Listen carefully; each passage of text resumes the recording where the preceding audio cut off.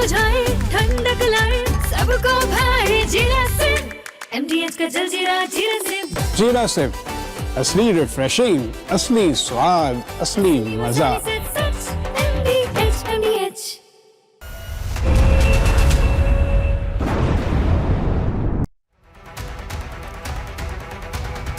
नमस्कार, मेरा नाम है विवेक श्रीवास्तव। आप देख रहे हैं रिपब्लिक भारत और इस वक्त मैं आपको इस जंग से जुड़ी पल पल की अपडेट बताने वाला हूं। सबसे बड़ी अपडेट ये आ गई है कि ईरानी युद्धपोत पर अमेरिका ने हमला कर दिया है। अमेरिकी सेना ने ईरानी युद्धपोत डुबो दिया है। यूएस सबमरीन ने हमला किया है ईरानी युद्धपोत पर। हमले में 80 लोगों की मौत भी हो गई है। हिंद महासागर में यह युद्धपोत पर हमला हुआ। यह द्वितीय विश्व युद्ध के बाद दुश्मन पर इस तरह का कोई बड़ा हमला और पहला हमला है। ये तस्वीरें देखिए, ये तस्वीरें आपको डरा देंगी। समंदर के अंदर और इस युद्धपोत को कैसे डुबोया है अमेरिका ने। ये ईरान का युद्धपोत है। ईरान के इस युद्धपोत को कैसे डुबोया है अमेरिका ने, आप देखिए, आप सोचिए ये पानी कितना ऊपर चला गया। आपको लग रहा होगा ये टीवी स्क्रीन पर, आप अंदाजा लगाइए कई 100 फीट ऊपर तक ये पानी गया है। और गया क्यों है? क्योंकि ईरानी युद्धपोत को अमेरिका ने मारा है, टॉर्पीडो से हमला किया और उसके बाद इसमें 80 लोगों के मर जाने की खबर है। ये खबर बता रही है, ये तस्वीर बता रही है, ये चीख चीख कर ये बयां कर रही है कि ये जंग और आगे जाएगी। ये जंग यहां नहीं रुकने वाली है, ये जंग और विध्वंसक होती जाएगी। अहम जानकारी ये है कि द्वितीय विश्व युद्ध के बाद पहली बार ऐसी स्थिति बनी है जब इस तरीके का कोई हमला किया गया हो। ये जानकारियां हम आपको देंगे। अब हम आपको कुछ तस्वीरें दिखाने वाले हैं, वो तस्वीरें भी आपको डरा सहमा देंगी। आप सोचिए ये ईरानी युद्धपोत है, समंदर के अंदर है और यहीं पर यह हमला होता है। आप सोचिए ये जो पानी है वो ऊपर तक जाता है, मतलब क्या, नीचे आकर टॉर्पीडो लगा और ये सबमरीन उसके बाद टूट गई, पूरी सबमरीन ऊपर तक पानी गया। आप सोचिए कि हमला कितना जोरदार है। मैं अहम बात ये कह रहा हूं कि इस हमले की वजह से आप अंदाजा लगाइए कि ये विध्वंसक युद्ध किस ओर जाता हुआ दिख रहा है। ये युद्ध द्वितीय विश्व युद्ध के बाद पहली बार इस तरह का हमला किया गया है। मतलब सोचिए कि अमेरिका किस स्थिति में जा चुका है, कैसे कैसे हमले कर रहा है। क्योंकि अगर आपको युद्ध में आगे नहीं बढ़ना है तो हमले वैसे भी किए जाते हैं कि नुकसान कम हो। इसमें 80 लोग तो मर गए हैं, अभी वहां पर रेस्क्यू ऑपरेशन चल रहा है, लोगों को हटाया जा रहा है, लेकिन 80 लोगों के मौत की खबर अभी आ चुकी है। जो तस्वीरें हम आपको दिखा रहे हैं ईरानी युद्धपोत पर, यह एक खतरनाक हमला है जो तस्वीर बता रही है। और अब चलिए आगे बढ़ते हुए आपको एक और अपडेट देते हैं। ईरानी युद्धपोत पर हमला हुआ है। ईरानी युद्धपोत पर एक और बड़ा हमला, उसकी भी तस्वीर सामने आई है। अब बहरीन में यूएस नेवल बेस पर अटैक हो गया है, वो भी हम आपको दिखाने वाले हैं। बहरीन में यूएस नेवल बेस पर जो अटैक हुआ है ये भी बेहद अहम है। बहरीन में यूएस का जो नेवी का जो बेस है उस पर हमला हुआ है, वो हम आपको दिखाएंगे। वह हमला बताता है कि ये जंग कहां जा रही है। ये बहरीन का नेवल बेस है, यूएस नेवल बेस। पहले भी ईरान ये कह रहा था कि हम अमेरिका के नेवल बेसिस को मारेंगे, और वो पहले भी उसने निशाना लगाया है और बर्बाद किया है नेवल बेसिस को अमेरिका के, और अभी भी वही हो रहा है। बहरीन में यूएस के नेवल बेस को जो निशाना बनाया गया, आप देखिए यहां से, और इसके कुछ ही देर के बाद ये नीचे सीधा नेवी के बेस पर गिरता है, धड़ाम, सब कुछ तबाह। वही हो रहा है। ये जंग आगे बढ़ती जा रही है। ऐसा लग रहा था कि ये जंग रुक जाएगी। आप देखिए, जब तक मैं आपको कुछ बता रहा हूं, कुछ क्षण का इंतजार है और उसके बाद ये धमाका होता है। बहरीन में ईरान ने मारा है। अब आप सोचिए, ईरान ने बहरीन में यूएस के नेवल बेस को मारा है, उड़ा दिया है ये पूरा इलाका। अब आप सोचिए, ईरान भी पलटवार कर रहा है। और अभी जो हमने आपको तस्वीर दिखाई उसमें हमने आपको दिखाया कि द्वितीय विश्व युद्ध के बाद इतना बड़ा हमला हुआ। ईरानी युद्धपोत को अमेरिका के द्वारा, अमेरिकी नेवी के द्वारा उड़ा दिया गया। मतलब ये जंग और ज्यादा आगे बढ़ेगी। ऐसा लग रहा था कि लंबा वक्त बीत रहा है, शायद दोनों देशों का गुस्सा कम हो और ये जंग रुकती हुई नजर आए, लेकिन नहीं, ये हमले बता रहे हैं कि ये जंग इतनी जल्दी नहीं रुकेगी, ये विनाश इतनी जल्दी नहीं रुकने वाला है। ये हमले बता रहे हैं, एक एक तस्वीरें जो सामने आ रही हैं वो डराने वाली है, वो बर्बादी की कहानी कह रही है। अब देखिए, ये जो आपकी टीवी स्क्रीन पर धुआं उड़ रहा है, आप सोचिए ये बहरीन में यूएस नेवी का बेस है। ईरान ने पहले भी कहा था कि अगर हम पर हमला हुआ तो हम यूएस नेवी के बेसेस को जहां जहां भी हैं, जहां जहां उनके पहुंच में है, वहां हमला करेंगे। ईरान वही कर रहा है। अमेरिका भी छोड़ने के मिजाज में नहीं है। कल ट्रंप आए थे, उन्होंने भी ये बात कही थी कि हम ईरान को नहीं छोड़ेंगे और ईरान के सारे बम फुस हैं। वो ऐसा ट्रंप कह रहे थे, लेकिन ईरान जो अभी कर रहा है, जो सामने दिख रहा है, जो तस्वीरें आ रही हैं, जो खबरें आ रही हैं, ये डराने वाली हैं, ये दहशत पैदा करने वाली हैं। अमेरिका को भी सोचना चाहिए, हालांकि जंग में पड़े हर देश को सोचना चाहिए। इस बीच एक और बड़ी अपडेट आ गई है जो हम आपको बताने वाले हैं। जंग के बीच कतर का बड़ा फैसला सामने आया है। कतर ने, ये बड़ी अपडेट हम आपको बता रहे हैं, इमरजेंसी की घोषणा कर दी है। कतर ने गैस प्रोडक्शन रोक दिया है। ये बड़ी अपडेट है, कतर ने गैस प्रोडक्शन रोक दिया है। इस वक्त की बड़ी खबर हम आपको बता रहे हैं, कतर ने गैस का प्रोडक्शन रोक दिया है इमरजेंसी की वजह से। कि पता नहीं क्यों, अगर कोई मिसाइल आकर गिर जाती है तो हमला कतर के अंदर ही होगा और विध्वंस कतर के अंदर ही होगा। कतर और ज्यादा मुसीबतों में घिर जाएगा, इसलिए इमरजेंसी की घोषणा कर दी गई है। ये इस वक्त की बड़ी अपडेट हम आपको बता रहे हैं, कतर ने इमरजेंसी की घोषणा कर दी है।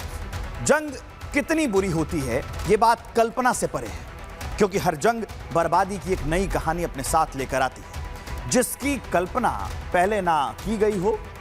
जंग सुनने में जितनी बहादुरी लगती है, असल में उतनी ही बीहड़ होती है, उतनी ही बर्बर होती है, उतनी ही बेरहम होती है। सोचिए, जंग में इन देशों ने कितने परिवार खो दिए होंगे, कितने सदस्य मिट्टी में मिल गए होंगे, चाहे इजराइल हो या ईरान हो, चाहे अमेरिका हो।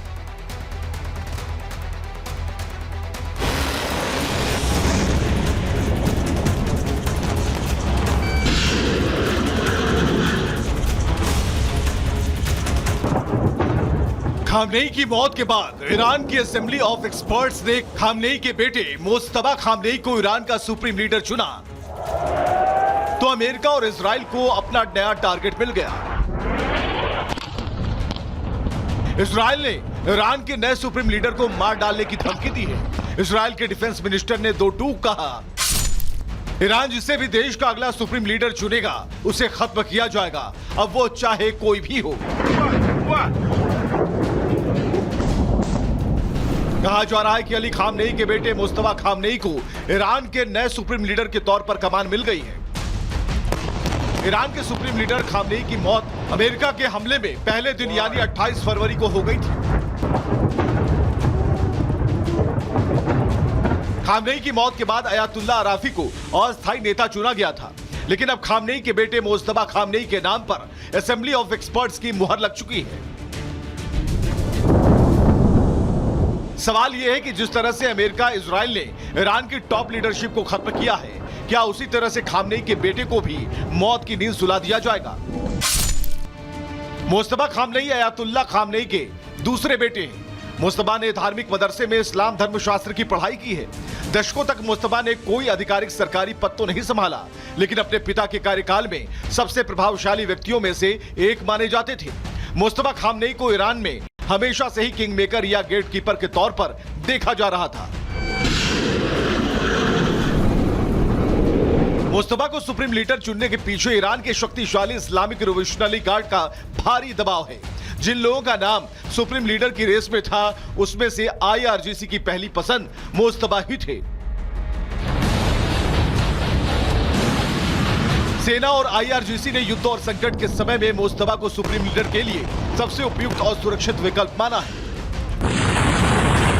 अमेरिका और इजराइल के हमले में ईरान की टॉप लीडरशिप खत्म हो चुकी है।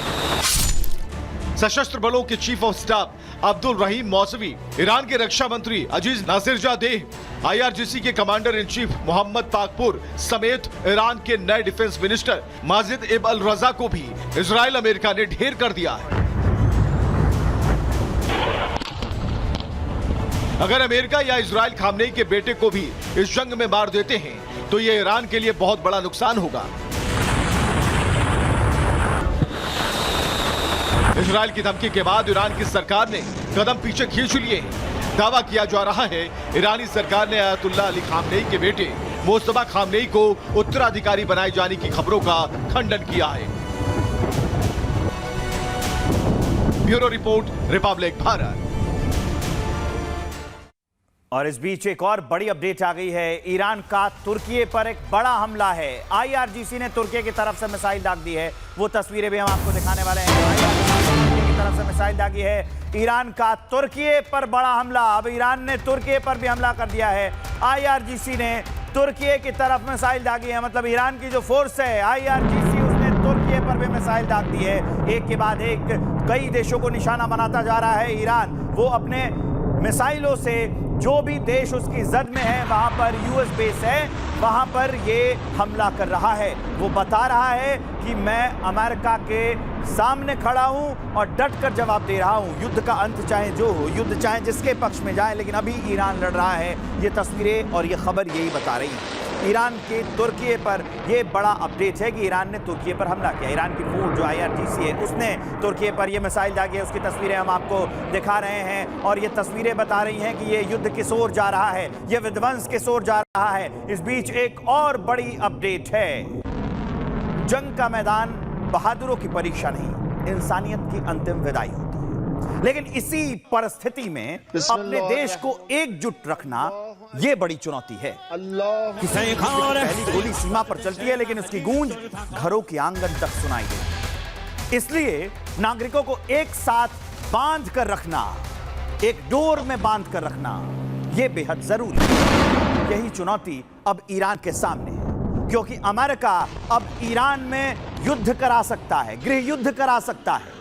इसलिए ऐसी परिस्थितियों में सिर्फ सीमाएं बचा पाना प्राथमिकता नहीं है। सीमा के अंदर अपने नागरिकों को एकजुट रख पाना यह बड़ी चुनौती है। बड़ी प्रसिद्ध कहावत है कि घर फूटे तो गैर ले।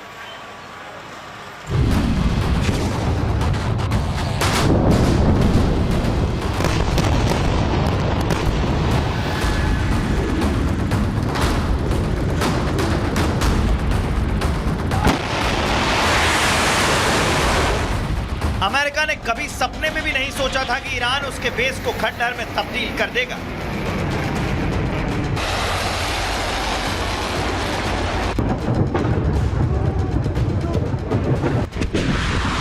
फरवरी को हुए पहले हमले के बाद ईरान ने मारना शुरू किया तो मिडिल ईस्ट में तबाही का नया दस्तावेज तैयार हो गया।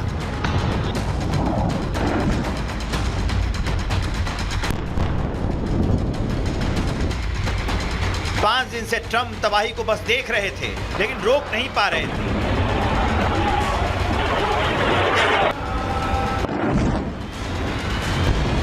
ईरान ने न सऊदी को बख्शा, न ही इराक को। अरब देशों ने इतनी बड़ी तबाही शायद पहली बार देखी है। दावा किया जा रहा है कि इजराइल और अमेरिका ईरान के साथ जंग में पिछड़ने लगे।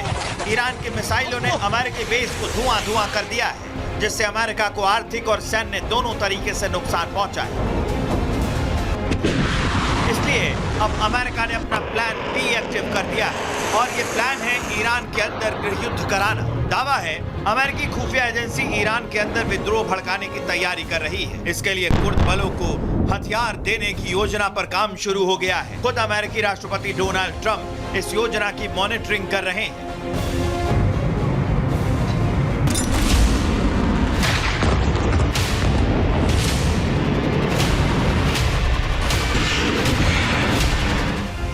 रिपोर्ट्स के मुताबिक CIA इराक में मौजूद कुर्द मिलिशिया को हथियार देने पर काम कर रही है। ट्रंप प्रशासन इराक में कुर्द नेताओं से मिलिट्री सपोर्ट देने के बारे में बातचीत कर रहे हैं।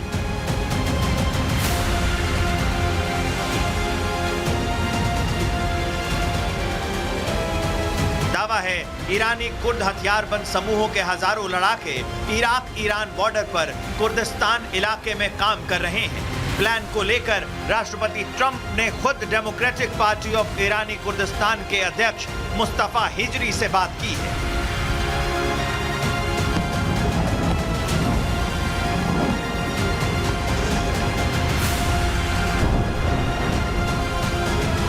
दरअसल KDPI उन समूहों में शामिल है जिन्हें IRGC ने अमेरिका के साथ युद्ध शुरू होने के बाद टारगेट किया है। ईरान की IRGC कुर्दिश समूहों पर लगातार हमले कर रही है। कुर्दिश समूह ईरान की कार्रवाई से भड़के हुए हैं, इसलिए ईरान में गृह युद्ध का बिगुल बजाने के लिए कुर्दिशों ने कमर कस ली है। अमेरिका की खुफिया एजेंसी CIA बड़े प्लान पर काम कर रही है। इस प्लान के मुताबिक कुर्द आर्म फोर्स ईरानी सुरक्षा बलों को घेरेंगे। इससे बड़े शहरों में बिना हथियार वाले ईरानियों के लिए बाहर निकलना आसान हो जाएगा। कुर्द ईरान के उत्तरी हिस्से में इलाके पर कब्जा कर रहे हैं। इसके बाद ये इलाका इजराइल के लिए बफर जोन बन जाएगा। मतलब अमेरिका अब ईरानी लोगों को भड़काकर IRGC के सामने खड़ा करना चाह रहा है। इसके लिए बाकायदा ट्रंप प्रशासन ने पूरा ब्लूप्रिंट तैयार कर लिया है। ईरान के लिए दिक्कत यह है कि फिलहाल वो मिडिल ईस्ट के कई देशों से एक साथ जंग लड़ रहा है। अब उसे ईरानी लोगों के विद्रोह का सामना भी करना पड़ेगा। Bureau report, Republic Bharat. एक और बड़ी अपडेट है इस जंग से जुड़ी हुई। तेहरान में एक और पुलिस बेस पर हमला हुआ है। हमले में पुलिस बेस तबाह हो गया है।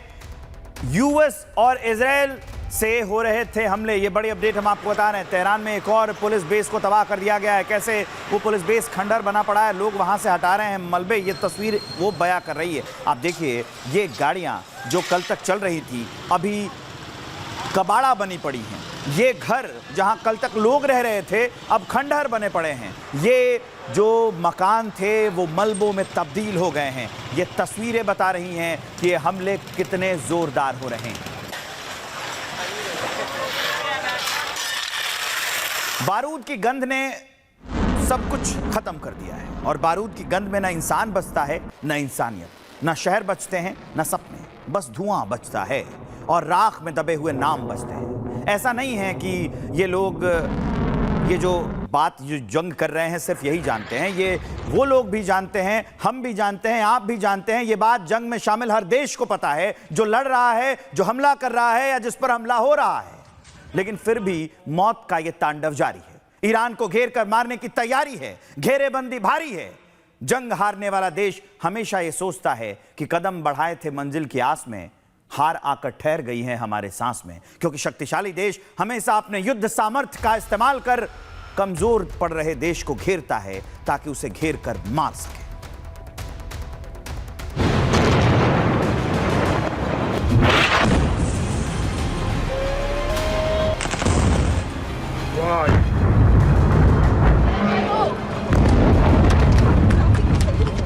ईरान पूरी ताकत के साथ मिडिल ईस्ट के उन देशों को जवाब दे रहा है जिन देशों ने अमेरिका को अपनी जमीन और आसमान का इस्तेमाल करने दिया।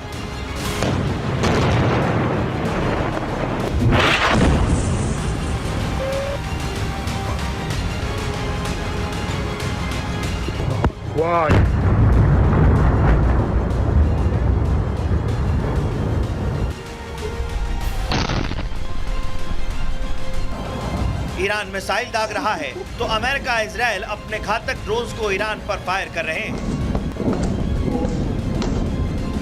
सवाल यह है कि क्या ईरान पर हमला करने के लिए अब नाटो ने भी कमर कस ली है?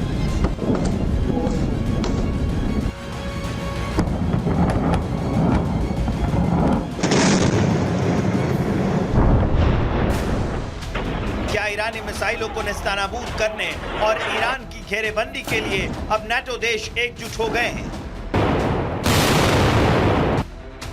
दरअसल कुवैत, बहरीन, कतर और सऊदी में अमेरिकी ठिकानों को निशाना बनाते वक्त ईरान ने नाटो सदस्य तुर्की में भी अमेरिकी बेस को दहला दिया था। साइप्रस में ब्रिटेन के सैन्य ठिकानों को भी ईरानी हमलों का सामना करना पड़ा है। मिडिल ईस्ट में फ्रांसीसी अड्डों पर भी ईरान ने मिसाइल दागी है। इसलिए अब आशंका जताई जा रही है कि अगर ईरान कमजोर नहीं पड़ा तो नाटो देश मिलकर ईरान की कब्र खोद देंगे।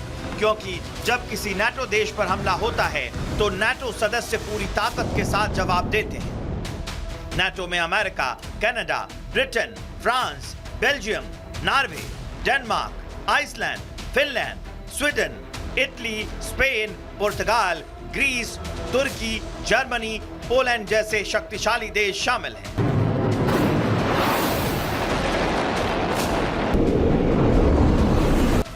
ईरान पर हमला तो अमेरिका और इजराइल ने किया, लेकिन खाड़ी देश Bahrain, Kuwait, Qatar, UAE, Oman और सऊदी अरब अघोषित तौर पर जंग में शामिल है। ईरान चारों तरफ से घिरा हुआ है। आज नहीं तो कल ईरान को पीछे हटना ही पड़ेगा, लेकिन जंग में हार का डर अमेरिका को भी सता रहा है।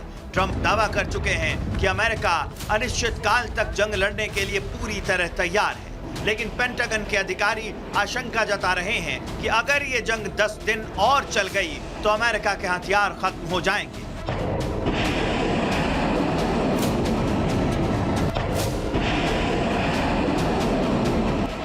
वॉशिंगटन पहले से ही टॉमहॉक लैंड अटैक मिसाइलों और SM-3 इंटरसेप्टर समेत प्रमुख मिसाइल प्रणालियों की कमी का सामना कर रहा है। ईरान से जंग अमेरिका को बहुत महंगी पड़ रही है। युद्ध का असर केवल अमानवीय नुकसान तक सीमित नहीं है, लेकिन खजाने पर भी भारी असर पड़ रहा है। रिपोर्ट्स के मुताबिक ईरान पर शुरू किए गए सैन्य हमलों के पहले 24 घंटे में ही अमेरिका करीब $779 मिलियन यानी कि 6,900 करोड़ रुपए खर्च कर चुका है। अगर युद्ध लंबा खिंचता है, जैसा कि ट्रंप ने संकेत दिए हैं, तो कुल खर्च का $210 अरब यानी 18.87 लाख करोड़ रुपए तक पहुंच सकता है। ईरान ने स्पष्ट कर दिया है कि वो पीछे नहीं हटेगा। जब तक अमेरिकी आक्रमण नहीं रुकता, तब तक जंग जारी रहेगी। अमेरिका भी ईरान में सत्ता परिवर्तन कर हमले जारी रख सकता है। Bureau report, Republic Bharat. ये हमले जारी रहेंगे, लेकिन इसका नतीजा सिर्फ विध्वंस होने वाला है। आज के लिए इस बुलेटिन में इतना ही। कल फिर अपडेट के साथ होंगे हाजिर। नमस्कार। अब आया असली स्वाद। अब आया स्वाद। जब स्वाद के पड़े हो लाले तो MDH का चंकी चाट मसाला डालें। MDH का चंकी चाट मसाला। MDH